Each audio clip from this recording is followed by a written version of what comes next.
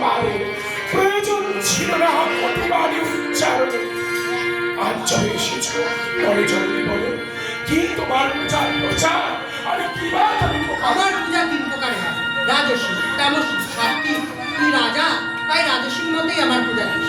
আর আমার পূজার উপকরণ শুনি, আরে অসংখ্য ভোয়ালি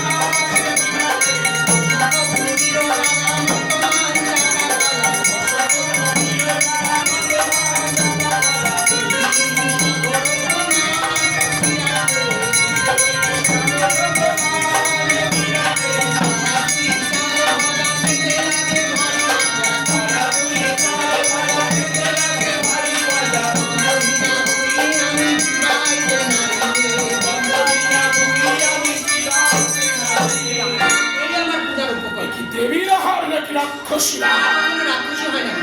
তোমার দেহে আছে 6 রিপু। এই 6 রিপুকে একত্রিত করে যোগ কাষ্টে জ্ঞান খর্ব দ্বারা বলি দিয়ে আমার পুজো দেবে। আমি মাত্র দৃষ্টি ভক্ষণ করি, উচ্ছিষ্ট নাহি করি। সপ্তাহ দিবস সময় প্রদান করো জননী। অষ্টমঙ্গলার সুপ্রভাতে বৎসের বুকে বৎসাধিপতি স্বর্ণ মন্দির করে নির্মাণ করতে তোমার পূজার আয়োজন।